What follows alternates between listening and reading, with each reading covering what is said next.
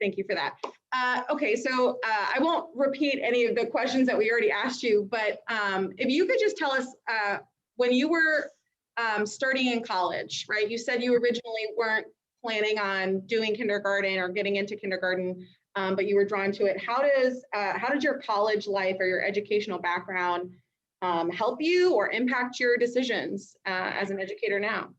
Yeah, that's huge for me. So I actually grew up in Ohio and went to Kent State University up there in Northern Ohio. It's about 45 minutes from Cleveland. And we have a very well-known education program there. We actually had an on-site preschool and kindergarten facility that like the professors kids mostly was who was enrolled in these schools. So it was like a research school. So think of like how a research hospital is. So we, as the education students, got to be in that classroom, those classrooms constantly. They had like the mirror windows, that we would sit behind for our classes. We would get to go and actually observe students and teachers and what they were doing. So I feel very fortunate that I had that experience. I know that that's not common across all education programs, but being able to see that kind of in action and what those classrooms looked like was really valuable.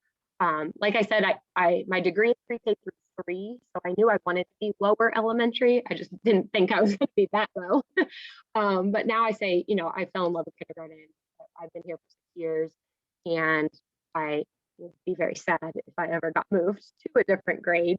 But yeah, my college experience was very impactful on, making those decisions and where was I going, after college and the types of classrooms and places that I was looking when I was applying for jobs. I want to give everybody a chance to ask questions if you have them. Diego, we'll start with you. My question is, how different is the parents' behavior now and online compared to parents before quarantine? Sure. So I'm 100% in person, and I have been since the beginning of the year. But my colleague, she is online, so I can just kind of share some experiences that she's shared with me. So it has been a huge challenge for her of parents kind of doing too much for their kindergartners, even in terms of like they turn in their writing and it's very evident that the parent wrote it. You know what I mean? You're like, okay, there's no way your 5-year-old child knew how to spell recess, so things like that, when we haven't even learned all the letters of the alphabet. So it's things like that, that we obviously in the classroom, the parents aren't here. So, dealing with those types of challenges and getting the parents to understand, if you're turning in this beautiful, beautiful work, they are actually hurting your child in the long run, because when they come back to campus and go to first grade, they're going to be so used to someone doing things for them one-on-one that, they're going to struggle because they're not having that one-on-one attention anymore in the classroom, obviously. So that's a really good question. And yeah, from what my conversations with my colleagues, that's definitely been one of her biggest obstacles to overcome with e-learning this year. Yeah, for sure. Yeah, thank you. So with the implementation of masks, with the pandemic going on right now, as seniors in high school, I'm pretty sure we're a little bit more mature than the kindergartners in terms of wearing the masks and keeping them on. Is it a struggle when you're in person with kindergartners and they're wearing masks? Sure, great question. So that was obviously a big thing I was nervous about coming into this school year. I'm happy to say that my kindergartners are awesome. It is not a problem. I would say, but just like anything in kindergarten, the first 3-4 days, the first week, it was put your mask on, put your mask on, put your mask on. But now it's just become a part of their routine, a part of our classroom management. And also, when you think about it, for most of them, this is the first time they've ever come to school. So they don't know anything different. When we go to school, we put our mask on. That's just kind of how it's always been for them, unfortunately, sad to say, but they're used to it. So it hasn't really been as much of a problem as we thought it was going to be. Have there been any curriculum or lessons that you have created or that the school has created to promote mask wearing on campus? No, I'm trying to think. Just our usual like the usual videos. There is, so we do a lot of brain breaks, like YouTube dance brain breaks. And one of our favorite groups is called Cuckoo Kangaroo. And they have a mask song that they created. So that's kind of how we introduced it at the beginning of the year. And it talks about germs and things like that. There's also a lot of literature, a lot of children's books that have been written about germs previous, but even there are some that have been written, in the last year specific to COVID. So trying to find some of that literature to read with the kids so that they're understanding why, that's for me, that's a big part of my teaching philosophy, because they are 5. It's so easy to just say, hey, do this because I said so. But I really try to give them the reasons behind why we're doing things. So like with the masks, I really try to not say, hey, we're wearing masks because I said so, but at a kindergarten level, teach them about germs and staying safe and things like that. And as you can see, we have another eSchool student joining us, Miss Kristen Hanley. Good morning. Yeah, right now she knows. Chase, did you have a question? I wanted to ask, is it hard teaching that general STEM and finding literature for your age group of students? That's a really good question. It really isn't. There's so much out there. I would say it's almost the opposite. The challenge is filtering through, all that there is, and to find what is most beneficial, for students at this level so that they're understanding, especially with so much technology. You guys would be amazed how many kid YouTube videos have been created specifically for elementary students in curriculum. There's things like Brain Pop. I don't know if you've ever heard of that, but they have a Brain Pop Junior that is specific science and social studies videos for lower elementary. And really just a quick YouTube search. I just, photosynthesis for kids, and thousands of videos will pop up. So like I said, it's more filtering through, and actually reading the book before I read it to the kids, or watching the video before I play it for the kids to filter, kind of the not so great stuff, what would be most effective. What kind of characteristics do you think, you said, how long have you been teaching kindergarten? 6. This is my 6th year. Years. You're seasoned in your career. Do you think there's a specific type of personality or characteristic that you can find in elementary school teachers? Yeah, absolutely. Patience, number one. Like I said, things like, I don't know how to use the water fountain, and being able to calmly walk them through that instead of, what do you mean you don't know how to use the water fountain kind of situation. And also flexible. Things change in a kindergarten classroom like that. A kid pees his pants, kid grows up, kid comes out of the bathroom naked. These are real things that have happened to me. So being able to quickly, okay, guys, you need to do this. I need to go deal with this, so flexibility and kind of not emoting on your face so that kids know when a situation, keeping them calm and things like that through some of those weird situations that come up.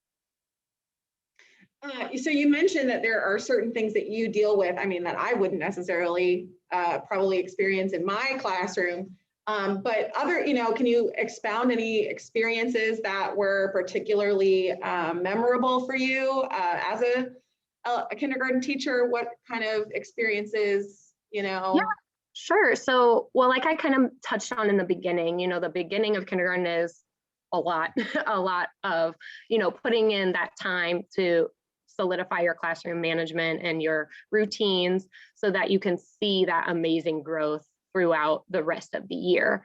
So I think just in a general sense, March is honestly one of my favorite times because it's when everything, you're like, oh, this is why I put in all that work in the fall and in the winter, and they're just blossoming.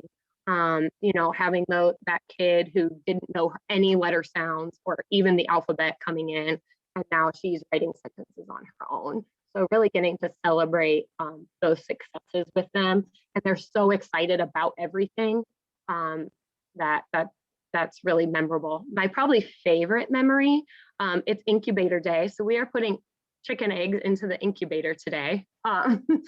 So that's been a really cool experience. Last year, we put them into the incubator and then went on e-school the next week. So I got to incubate eggs and raise a chicken in my apartment and would Zoom it with my students every day. So I will never forget that as long as I live, having a chicken in my apartment. Wow, that's amazing. Yes. That's amazing. So 6 years, you have students who you've taught who are now in middle school. Yes, they're in 5th grade. So this is their last year in elementary school. Do you Yes. have any students come back to you in their 5th grade year? So I switched schools. This is my 2nd year at Lincoln. Previously, I was at Dixieland.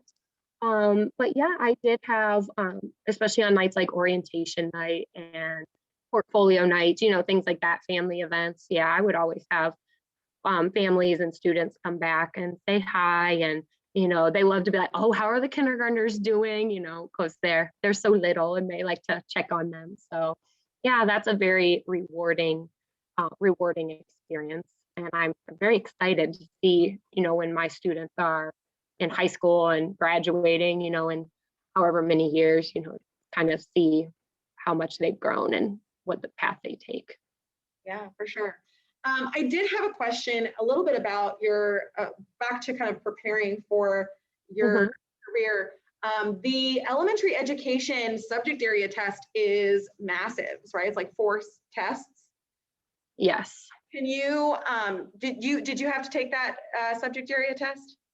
Yes, I did. So I did not get my certification in Ohio. So when I moved to Florida, I still had to go through that process in Florida. Yeah, it's a big test. So you have to take general knowledge, professional knowledge, and then all the subject area. It's a lot of classroom management. It's a lot of like ESOL, small groups, differentiation, those kinds of questions. A lot of scenarios, oh, this student's parent sent you this email. What was the best response? Things like that. So you mentioned parents. As a high school teacher, I feel like our interaction with parents does start to decline. We don't really get a lot of interaction with our parents sometimes. What is that experience with you? Because I feel like with kindergartners, those parents are really involved. They really want to know what's going on with their kid. What's your experience communicating with parents?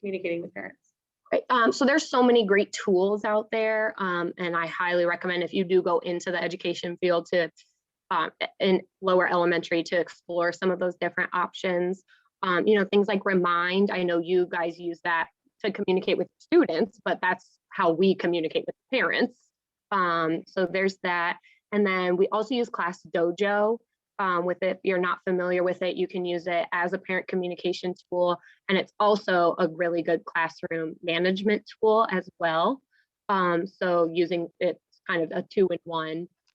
But I like it because you can also like create a portfolio for each student. So throughout the day, you're posting pictures so the parents can see. And on the parent side, it's like almost like a Facebook feed. So they can see like what we're doing throughout the day, and comment and like posts and things like that. So that's been a really cool way to have that classroom home connection. And then there's also a messaging feature on that. So throughout the day, that's what I tell parents is the easiest to reach me on, because I'm on it constantly on the day. It's up on my smart board all day so the kids can see the points that they're getting, and I have it connected to my phone. So but those are just the 2 that I've used before. I know there's tons of different ones out there. So just having, taking some time to explore and research your different options when it is your time in the classroom. Do you ever struggle with contacting parents or communicating with them? Oh yeah, there's especially your first year when you're young and parents, think that even though it is their child, you're the one that is the educator, you went to school for this. So, kind of the first year can be intimidating, but kind of just standing your ground. If you have to get an administrator involved, don't be afraid to. I've had to do that before with a parent, who just didn't did not treat me well, did not make you feel comfortable, or whatever it was. So, I guess just kind of standing up for yourself and not letting parents walk all over you, because at the end of the day, it is their child, but you're the professional. Like I said, you went to school for this. Academic wise, what are the best choices. But then, sometimes you have parents who don't communicate at all. I have a parent who's not, you have situations where maybe they're not with the parents, they're with grandparents who are older, don't have a smartphone, they're not on Dojo, So things like that, and that goes back to what I said, being flexible, okay, knowing, okay, I have this guardian who I have to contact through email, or I have to call them on the phone, when I need to communicate with them. I was going to go back to what you were saying about the administrators. In both of the schools that you worked with, did you find that administrators were supportive of you, or were they kind of siding on more of the parents? How was that experience with you? I would say, yeah, administrators, both administrators I've had have stuck up for a teacher or been on the teacher side. There's a Ron Clark anecdote that he always shares where he did something stupid and the parent was mad, and his administrator stuck up for him in the parent meeting, and then as soon as the parent left, the principal was like, that was really stupid, don't ever do that again. So being able to, I think it's very important. Administrators should have their teachers' backs, otherwise why did you hire them, if you don't trust them enough to stick up for them. So when you're, working at a school or looking at a school, applying for jobs, that's definitely a huge thing to keep in mind, and ask those questions in interviews, if there was a parent situation, how would that be handled with me and the administrator? So things to keep in mind as you go through that process. Very true. When you get interviewed, oftentimes you have to interview them back. Right? Oh yeah. Them about how they're going to be a boss, or their company. Sometimes that's really important.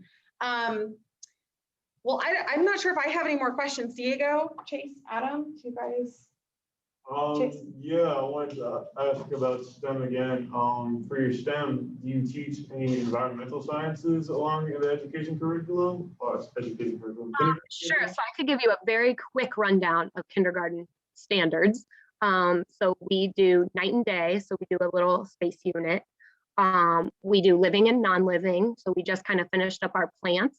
We, planted plants in the classroom, and then we'll put them in the garden as soon as they're ready. And then with that, we have, actually I have my caterpillars here.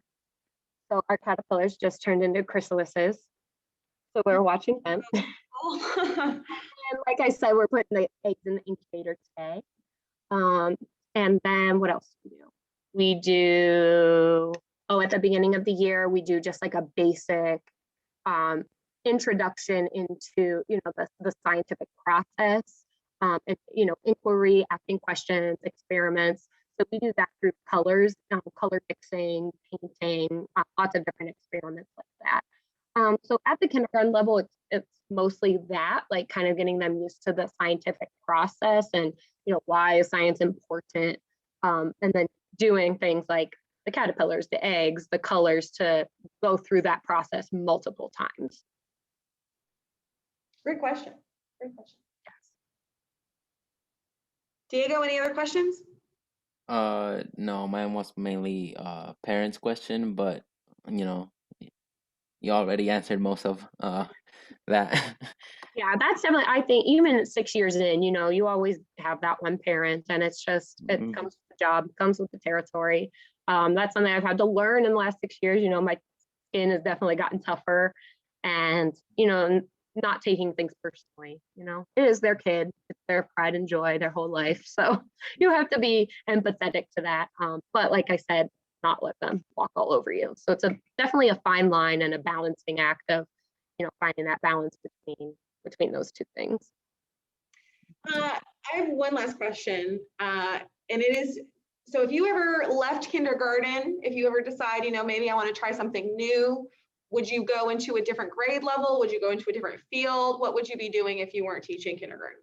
Sure. So I would maybe consider first grade, but I would much rather stay in kindergarten. And then I would like to be in curriculum. So writing curriculum or, editing curriculum. You'll find a lot of times, especially in Florida, your kindergartners are asked to do things that they probably should not be asked to do. The standards are very, very high. So, I would really like to work, I don't know, with a company or a district to develop more developmentally appropriate play-based curriculum for lower elementary. Yeah, 100%. Do you want to expound a little bit on that? Because we've talked about some of that stuff in our class about developmentally appropriate lessons. Can you explain a little bit about what you mean about some of the standards? Absolutely. So I guess, when I was in kindergarten, I remember like the big easel and painting and centers and, the kitchen dramatic play area. And unfortunately, those are pretty much gone in kindergarten. We have a normal academic day where all day long, no nap time, one recess. Yeah. So it's very, very different from when I went to kindergarten. Time. Yeah, no nap time. We're on 8 hours a day, all day long. Wow. So it's a lot for these kids, especially like I've said so much at the beginning of the year, their first time in school. It's very common for kids to fall asleep like after lunchtime, and so that's another parent part, is getting parents to understand, hey, listen, like this is not daycare. We are going. And so I've found sometimes the Florida state standards, I think, are not developmentally appropriate. I was not fluent in addition and subtraction when I left kindergarten, and that is one of our standards, fluent in addition and subtraction through 10. So things like that. Yeah, it's pretty crazy. But so that is a challenge, as an educator. Obviously, I know it's not appropriate, but I also don't want to get fired.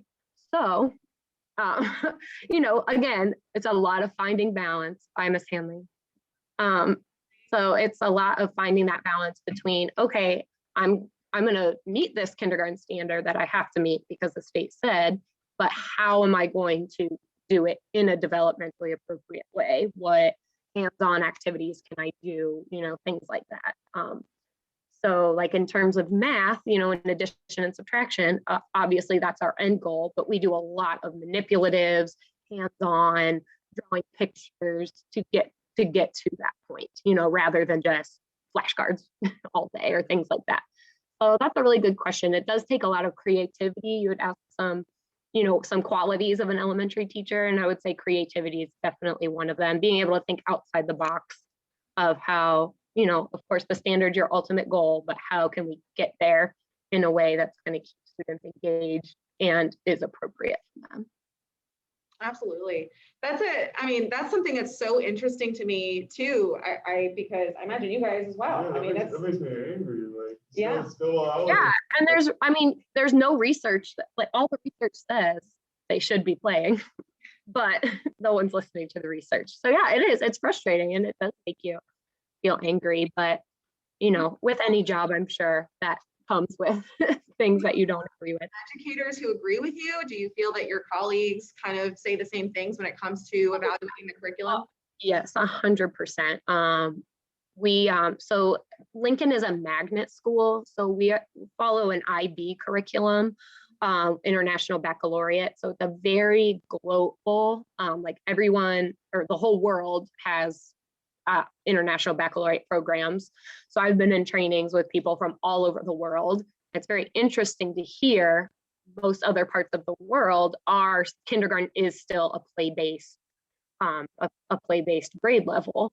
So it's very interesting to hear from people from across the globe. But since we are an IB school, we do have a little bit more freedom than if you were just in a we're still part of Polk County Public Schools, but we get a little bit more freedom. And so our STEM units are actually created by us. And so that's nice. And that has given us that opportunity. Like I said, okay, we still have to meet the state standards, but we have a little bit more creativity and flexibility in how we do that. But at my previous school, it was like, here, this is what you're teaching. And if I walk into your classroom, you better be right where the calendar says you're supposed to be at. So, Wow. So it's really strict. yes. And I would say that I only have experience at 2 schools, I would say that definitely is probably an administration. I'm sure that different administrators have different expectations as well. But from what I've heard in most Polk County schools, there's the curriculum maps and certain expectations that are supposed to be met. So, Yeah. Well, that's sad, but we appreciate you sharing with us and being honest. sorry, I didn't mean to turn this so negative. I love my job. This is great. And No, like I said, it's a challenge, but it's fun and it's worth it. And like I said so many times, finding those fun activities to do that are meaningful, that still lead them to the end goal. for sure. All right. Any last questions? Actually, I did have one. Okay, yeah. So you said you have, the standard is for after you graduate from kindergarten, they need to be fluent in addition and subtraction, right? Yes.